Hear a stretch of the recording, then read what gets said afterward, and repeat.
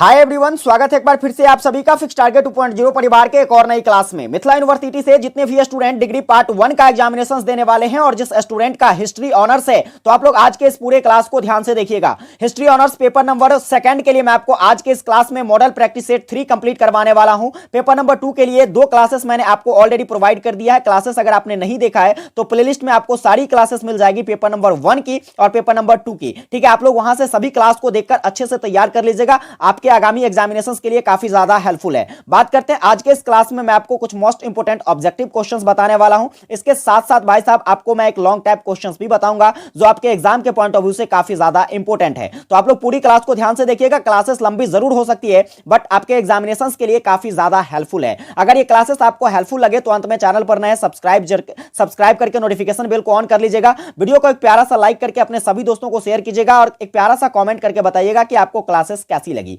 आइए बात करते हैं आज के इस क्लास में। सबसे पहले हम लोग ऑब्जेक्टिव क्वेश्चंस देखेंगे। तो देखिए, बात करते हैं ऑब्जेक्टिव क्वेश्चंस की। तो पहला क्वेश्चन आपका कहता है कि एस्ट्रोलोब किस प्रकार का यंत्र है। बात करी जा रही है किसकी? एस्ट्रोलोब की। तो आपको लोग को याद रखना है, एस्ट्रोलोब जो है यह अक्षांश मापी यंत्र है। कैसा यंत्र है?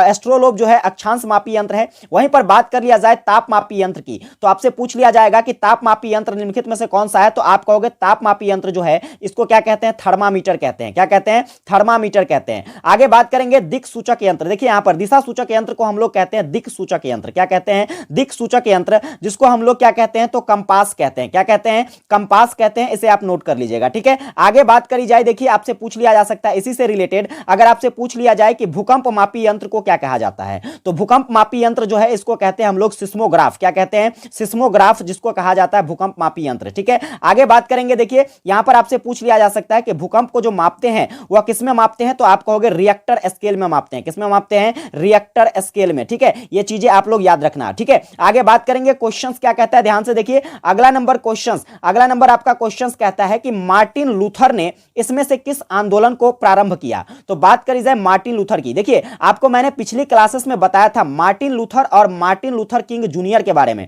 दोनों में डिफरेंस है। ठीक है, तो यहां पर देखिए क्या कह रहा है यहां पर मार्टिन लूथर। तो मार्टिन लूथर के द्वारा जो आंदोलन आरंभ किया गया वह आंदोलन था धर्म सुधार आंदोलन। कौन सा आंदोलन था? धर्म सुधार आंदोलन, जो इन्होंने कब स्टार्ट किया था, तो 1517 ईस्वी में। कितने ईस्वी में स्टार्ट किया? 1517 ईस्वी में। अब बात करी जाए धर्म सुधार आंदोलन की, तो अगर आपसे पूछ लिया जाए कि यह धर्म सुधार आंदोलन जो है इसका आरंभ जो है यह सबसे पहले कहां पर होता है, तो सबसे पहले याद रखोगे भाई साहब इंग्लैंड में। कहां पर? सबसे पहले धर्म सुधार आंदोलन का प्रारंभ जो है यह कहां पर होता है? आरंभ जो है यह इंग्लैंड में किया जाता है। आगे बात करेंगे, क्वेश्चन देखिएगा ध्यान से। अगला नंबर क्वेश्चन आपका कहता है कि फ्रांसीसी क्रांति किस वर्ष हुई थी। तो किस क्रांति की बात की जा रही है? फ्रांसीसी क्रांति। आप लोग हेडिंग बनाइए कॉपी में फ्रांसीसी क्रांति और नोट करिएगा। देखो फ्रांसीसी क्रांति की अगर बात कर लिया जाए तो यह क्रांति जो है स्टार्ट होता है कब, तो 5 मई 1789 ईस्वी को। कब स्टार्ट होता है? 5 मई 1789 ईस्वी को स्टार्ट होता है। और यह क्रांति कब तक चलता है, तो आपको याद रखना यह क्रांति जो है 9 नवंबर 1799 ईस्वी तक चलता है। कब तक चलता है?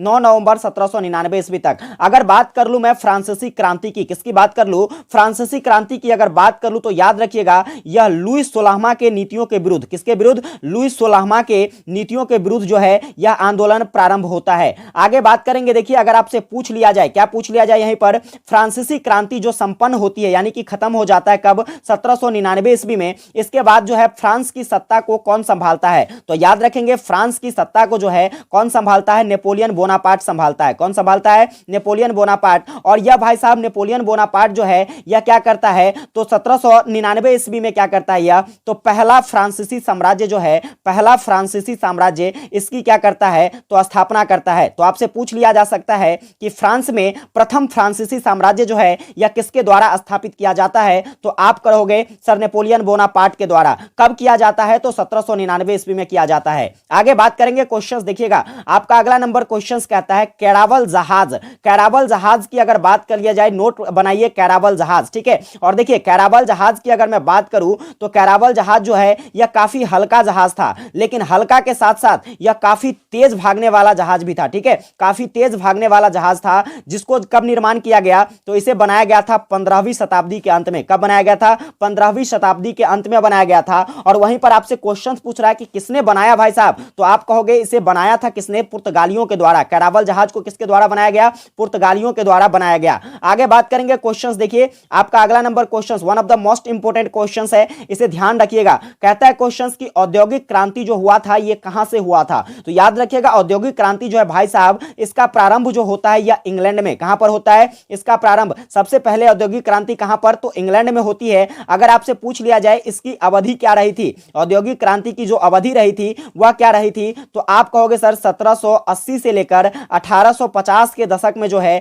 यह क्रांति होती है। वहीं पर अगर मैं बात कर लूं औद्योगिक क्रांति की, तो देखिए एक शब्द आ जाता है यहां पर क्या? औद्योगिक क्रांति। नोट करिएगा, एक शब्द आ जाता है यहां पर क्या? औद्योगिक क्रांति। अब मैं आपसे पूछ लूं कि यह औद्योगिक क्रांति शब्द जो है इसका प्रयोग जो है सबसे पहले किसके द्वारा किया गया? तो नोट करिएगा, दो व्यक्ति थे। पहला तो याद करिएगा फ्रांस में। कहां पर? फ्रांस में अगर बात कर लिया जाए तो इसका प्रयोग सबसे पहले किसके द्वारा किया गया था? जॉर्ज मिसलेट के द्वारा। किसके द्वारा? जॉर्ज मिसलेट के द्वारा सबसे पहले इसका क्या किया गया? प्रयोग किया गया। वहीं पर मैं बात कर लूं जर्मनी में। कहां पर बात कर लूं? जर्मनी में। नोट करोगे भाई साहब, जर्मनी में एंगेल्स के द्वारा। किसके द्वारा? एंगेल्स, फ्रेडरिक एंगेल्स के द्वारा जो है, फ्रेडरिक एंगेल्स के द्वारा जो है क्या किया गया? तो सबसे पहली बार इस शब्द का प्रयोग किया गया। ये सारे इंपॉर्टेंट फैक्ट आपको याद रखना है, क्वेश्चंस यहां से बन सकता है। आगे बात करेंगे, एक बार आप लोग शेयर कीजिए फटाफट से, शेयर करने में कोई कंजूसी नहीं, क्योंकि आपके क्लासेस में मैं कोई भी कमी नहीं छोड़ने वाला हूं। आगे क्वेश्चंस देखिए, कहता है कि द प्रिंस नामक पुस्तक को किसने लिखा है? तो द प्रिंस, ये क्वेश्चंस कई बार एग्जाम में आया भी है, याद रखिएगा। द प्रिंस नामक पुस्तक जो है इसको किसके द्वारा लिखा गया? तो मैकियावेली के द्वारा लिखा गया है। किसके द्वारा लिखा गया है? मैकियावेली के द्वारा। आपको मैंने पिछली कक्षाओं में बताया, चलिए आप कमेंट करके हमको बताइए कि ये जो द प्रिंस नामक पुस्तक है इसे मैकियावेली ने कब प्रकाशित किया था। ठीक है, इसका जो प्रथम संस्करण है, प्रथम संस्करण की अगर बात कर ले तो इसका प्रथम संस्करण जो है यह कब प्रकाशित किया गया था। आगे बात करेंगे, देखिए अरस्तु की, किसकी बात कर लिया जाए? अरस्तु का एक प्रसिद्ध जो है क्या कहते हैं इसकी पुस्तक, नोट करिएगा, तो वह है पॉलिटिक्स। क्या है? पॉलिटिक्स पुस्तक जो है, याद रखिएगा पॉलिटिक्स पुस्तक किसकी रचना है? तो यह अरस्तु की रचना है। वहीं पर बात कर लिया जाए दांते की एक फेमस रचना, तो याद रखना दांते की एक फेमस रचना जो बार बार एग्जाम में पूछा जाता है वह है डिवाइन कॉमेडी। क्या है? Divine comedy. और इसका इस क्वेश्चन के बारे में मैंने आपको पिछली कक्षा में भी बताया है, तो आप फटाफट से बता दीजिए कि डिवाइन कॉमेडी का जो प्रथम संस्करण है, कमेंट कीजिए फटाफट से कीजिए, डिवाइन कॉमेडी का जो प्रथम संस्करण है भाई साहब यह कब प्रकाशित किया गया था? और इस डिवाइन कॉमेडी जो है, इस पुस्तक की रचना जो है यह कब संपन्न हुई थी, यह भी आपको बताना है। ये दो क्वेश्चंस आपको फटाफट से कमेंट करके बता देना है। आगे बात कर लिया जाए वॉल्टेयर की, तो याद रखिएगा वॉल्टेयर का एक व्यंग्यात्मक, ठीक है, एक व्यंग्य का क्या कहते हैं उपन्यास है जिसका क्या नाम है? तो याद रखिएगा इसका नाम है कैंडिड। क्या नाम है? कैंडिड नाम है। और यह कैंडिड जो उपन्यास है एक व्यंग्यात्मक उपन्यास है जो कि किसकी रचना है? वॉल्टेयर की रचना है। चलिए आगे बात करेंगे क्वेश्चंस। देखिए स्टार लगाना one of the most important questions ये भी है भाई साहब आपके लिए। कहता है वास्को डिगामा जो है यह भारत कब आता है? तो देखिए वास्को डिगामा की अगर मैं बात कर लूं तो सबसे पहले नोट करना, वास्को डिगामा जो है यह पुर्तगाली निवासी था। कहां का निवासी था? पुर्तगाली निवासी था। ठीक है, और देखिए पुर्तगाल से यह भारत की खोज में कब निकलता है? तो पुर्तगाल से यह भारत की खोज में जो है मेरे भाई नोट करिएगा 8 जुलाई, कब? 8 जुलाई 1497 ईस्वी को जो है यह भारत की खोज के लिए निकलता है। और यह भारत की खोज में भारत कब पहुंचता है? तो आप याद रखोगे यह भारत जो पहुंचता है यह 20 मई 1498 ईस्वी को कहां पहुंच जाता है? तो यह भारत पहुंच जाता है। यानी कि इस प्रश्न का जो सही आंसर क्या हो जाएगा? ऑप्शन नंबर ग 1498 ईस्वी। अब देखो भारत में पूछ लिया जाए आपसे कि यह भारत में जो आता है तो भारत में यह सबसे पहले कहां पर आता है? तो याद रखिएगा केरल के कालीकट में। कहां पर? केरल के कालीकट में जो है यह आता है, यहां पर पहुंचता है। और फिर यहां से पूछ लिया जा सकता है आपको कि केरल में जो है, ठीक है, कालीकट में जो है वास्को डिगामा का स्वागत कौन करता है? तो आप याद रखोगे जमोरीन नामक एक शासक था। क्या नाम था? जमोरीन नामक एक शासक था जिसने क्या किया? तो कालीकट में जो है वास्को डिगामा का स्वागत करता है। फिर आपसे यहीं पर पूछ लिया जा सकता है कि वास्को डिगामा जब भारत आता है, क्या पूछ लिया जाए? वास्को डिगामा जब भारत आता है तो दिल्ली का शासक कौन होता है? क्या पूछ लिया जाए? दिल्ली का शासक जो है, दिल्ली का शासक ये कौन होता है? तो आप कहोगे सर दिल्ली का शासक भी उस समय कौन होता है? जमोरीन ही होता है। आगे यहां से पूछ लिया जा सकता है कि वास्को डिगामा जो है भाई साहब भारत कितनी बार आता है? तो आप कहोगे सर वास्को डिगामा भारत जो है यह 3 बार आता है। पहली बार कब आता है? 1498 ईस्वी में। पहली बार कब आता है? 1498 ईस्वी में आता है। और इसके बाद 1501 ईस्वी में जो है यह भारत से लौट जाता है। फिर दूसरी बार कब आता है? 1502 ईस्वी में। कितने ईस्वी में? 1502 ईस्वी में आता है। तीसरी बार आता है कब? तो 1524 ईस्वी में। तीसरी बार बार कब आता है? 1524 ईस्वी में। और देखिए 1524 ईस्वी में ही, 1524 ईस्वी में याद रखिएगा, तो 24 दिसंबर के दिन, कब? 24 दिसंबर 1524 ईस्वी के दिन क्या होता है? तो वास्को डी गामा का भारत में ही निधन हो जाता है। और भारत में कहां पर? तो केरल के कोच्चि में, जो कि अभी प्रेजेंट में कोचीन के नाम से जाना जाता है। किसके नाम से जाना जाता है? कोचीन के नाम से जाना जाता है। यहां पर क्या होता है? वास्को डी गामा का निधन हो जाता है। ये सारे फैक्ट आप नोट कर लो, यहां से एक ना एक प्रश्न पक्का पूछे जाएंगे आपको। आगे बात करेंगे, क्वेश्चंस देखिएगा क्या कहता है। तो आपका अगला क्वेश्चन है कि फीफ संबंधित है। तो फीफ का संबंध अगर बात कर लिया जाए तो यह किस आंदोलन से? तो यह धर्म सुधार आंदोलन से है। किससे है? धर्म सुधार आंदोलन से संबंधित है आपका फीफ। आगे बात करेंगे, क्वेश्चंस देखिएगा, अगला नंबर क्वेश्चंस पर भी स्टार लगाइए और ध्यान रखिए। कहता है क्वेश्चंस की फ्रेडरिक महान जो है यह प्रसा का राजा कब बनता है? तो अगर मैं बात कर लूं फ्रेडरिक महान की, तो प्रसा के राजा के रूप में जो इसका शासन काल रहता है वह कब से कब तक? तो 1740 से लेकर 1786 तक। देखो इसका अगर वास्तविक नाम कोई पूछे आपसे तो कहोगे क्या? तो फ्रेडरिक द्वितीय महान। क्या कहोगे? फ्रेडरिक द्वितीय महान इसका वास्तविक नाम था। लेकिन प्रसा की जनता ने क्या किया? तो प्रसा की जनता जो है इसे किस नाम से जानते थे? तो फ्रेडरिक महान के नाम से जानते थे। अगर इनके पिता का नाम आपसे पूछ लिया जाए, क्या पूछा जाए? इनके पिता का नाम आपसे पूछ लिया जाए तो कहोगे सर इनके पिता का नाम था फ्रेडरिक विलियम प्रथम। क्या नाम था? फ्रेडरिक विलियम प्रथम जो है यह किसके पिता का नाम था? तो फ्रेडरिक महान के पिता का नाम था। वहीं पर आपसे पूछ लिया जाए कि प्रसा की जनता ने जो है फ्रेडरिक महान को किस उपनाम से जानते थे? तो आप कहोगे सर इसका जो उपनाम था डर उल्टे फ्रिट्स। क्या नाम था? दर उल्टे, ठीक है, दर उल्टे, नोट करिएगा, दर उल्टे फ्रिट्स, ठीक है। इस नाम से क्या करते थे? तो जाना जाते थे। कौन? तो क्या कहते हैं, फ्रेडरिक महान जो है यह जाने जाते थे कहां पर? तो यह प्रसा में जाने जाते थे। वहीं पर आगे बात करेंगे, अगला क्वेश्चन क्या कहता है। तो आपका अगला नंबर क्वेश्चन कहता है कि हेनरी द नेविगेटर जो है यह कहां का राजा था? तो हेनरी द नेविगेटर की बात कर लिया जाए, देखो हेनरी जो था एक राजकुमार था और भाई साहब यह कहां का राजकुमार था? तो पुर्तगाल का राजकुमार था। और इसलिए याद रखिएगा कि यह कहां का राजा था? तो पुर्तगाल का राजा था। चलिए अब आज के इस क्लास में हम लोग एक most important long type questions पर डिस्कस करने वाले हैं। पूरा डिटेल एक्सप्लेनेशन के साथ में आपको यहां पर लॉन्ग टाइप क्वेश्चंस बताने वाला हूं। क्वेश्चंस क्या कहता है ध्यान से समझिएगा। क्वेश्चंस आपका ये तीसरा है, इससे पहले मैंने 2 क्वेश्चंस डिस्कस कर दिया है। क्वेश्चंस कहता है कि अमेरिकी स्वतंत्रता संग्राम के प्रभावों एवं महत्वों का क्या करें? विश्लेषण करें। इतना ही नहीं, इस क्वेश्चंस को आपसे अलग तरीके से भी पूछ लिया जाएगा क्योंकि ये हिस्ट्री है और यहां पर क्वेश्चंस को यूनिवर्सिटी काफी ज्यादा घुमा फिरा कर पूछती है। और बस तुमको एक क्वेश्चन याद करना है। आपको यहां पर मैं 4 से 5 क्वेश्चन ऐसा बताने वाला हूं जो ऑलरेडी आपको याद हो जाएगा। जैसे कि देखिए यहां पर आपसे पूछ लिया जाएगा कि अमेरिकी स्वतंत्रता संग्राम के परिणामों की क्या करें? तो विवेचना करें। वहीं पर बात कर लिया जाए तो आपसे पूछ लिया जा सकता है कि अमेरिका के स्वतंत्रता संग्राम के कारण और परिणामों का क्या करें? तो परिणामों का विश्लेषण कीजिए। क्या कीजिए? विश्लेषण कीजिए। आगे पूछ लिया जा सकता है आपसे कि अमेरिका के स्वाधीनता युद्ध के क्या कारण थे, यानी कि अमेरिका की जो स्वाधीनता युद्ध थी उसका क्या कारण था और इस युद्ध में जो है इंग्लैंड के पराजय का क्या कारण था, इंग्लैंड क्यों हार गया। इसके बाद आगे पूछ लिया जा सकता है आपसे कि अमेरिका के स्वतंत्रता आंदोलन के कारण का क्या कीजिए? तो वर्णन कीजिए और इसका परिणाम बताइए तथा उपलब्धियों पर क्या करिए? तो प्रकाश डालिए। ये सभी के सभी प्रश्न जो है एक ही हैं। इसका आंसर कैसे लिखना है, चलिए हम आंसर पर डिस्कशन करते हैं और इसे डिटेल में समझने की कोशिश करते हैं। बहुत ही सरल भाषा में यहां पर आपको समझाऊंगा। सबसे पहले बात करी जाए तो क्वेश्चंस का की पॉइंट था क्या? तो क्वेश्चंस का की पॉइंट था अमेरिकी स्वतंत्रता संग्राम। तो हम सबसे पहले क्या करेंगे? अमेरिकी स्वतंत्रता संग्राम का एक बेसिक सा परिचय करेंगे।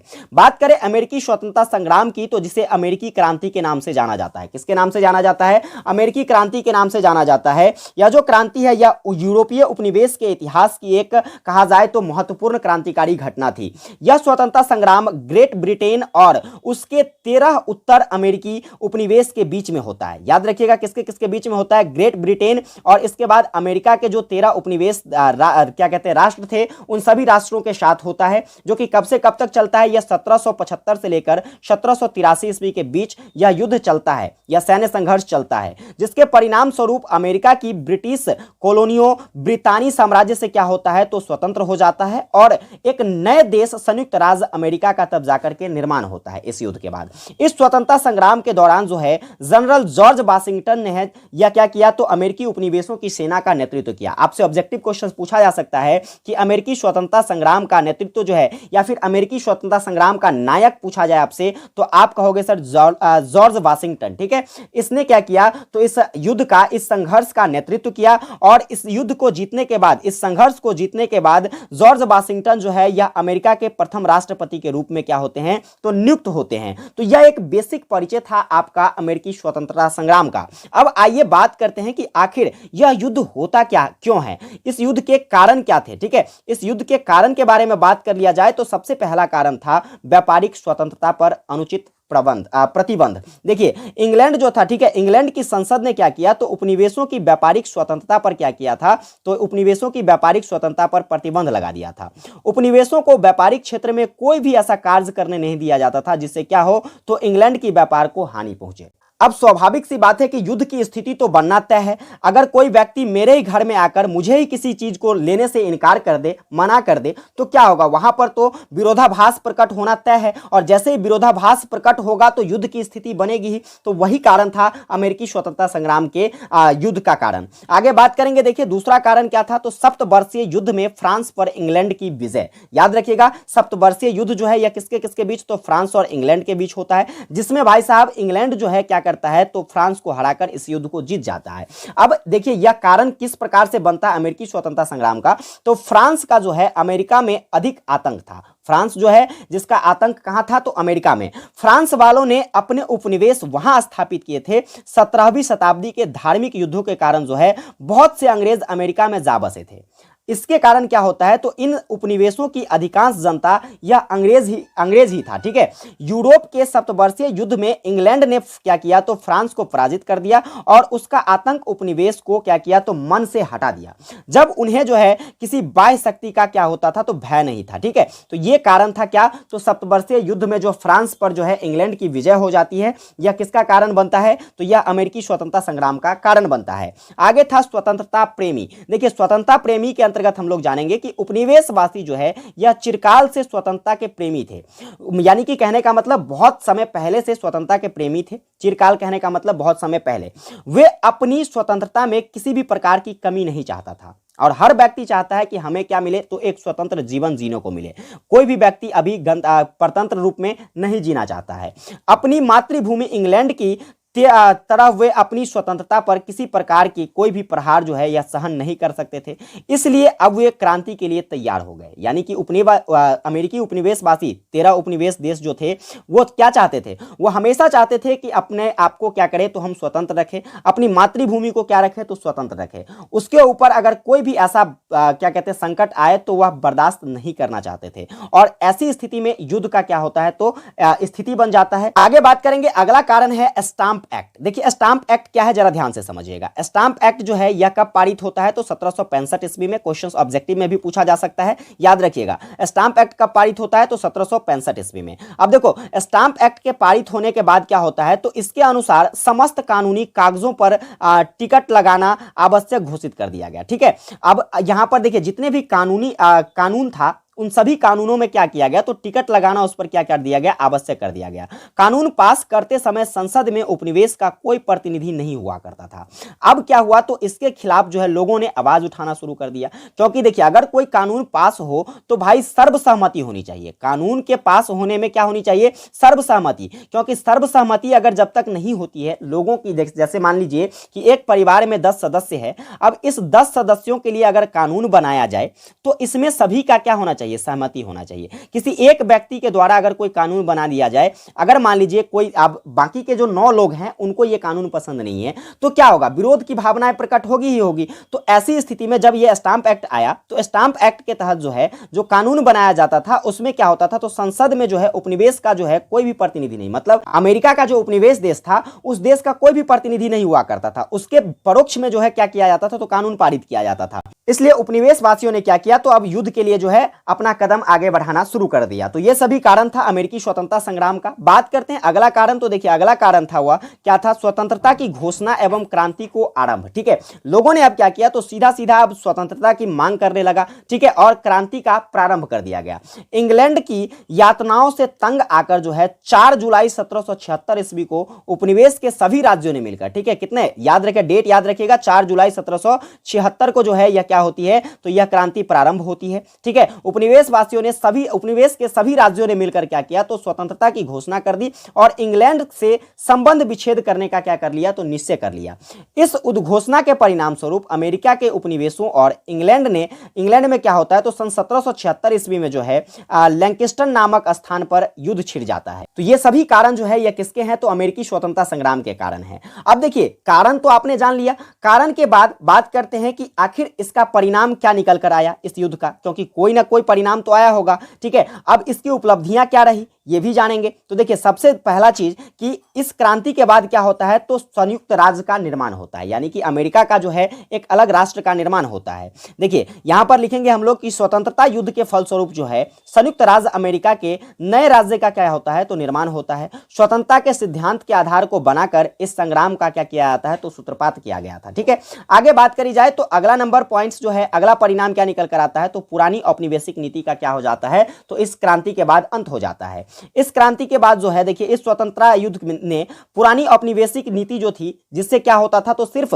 उपनिवेश से इंग्लैंड को ही लाभ पहुंचता था, वह जो औपनिवेशिक नीति थी वह औपनिवेशिक नीति इस क्रांति के बाद क्या हो जाता है, अंत हो जाता है। इसके पश्चात ब्रिटिश राष्ट्रमंडल का क्या होता है, विकास होता है। आगे बात करेंगे अगला कारण क्या होता, अगला परिणाम क्या निकल कर आता है, तो अगला परिणाम आता है जॉर्ज तृतीय के व्यक्तिगत शासन का अब क्या होता है, तो अंत हो जाता है।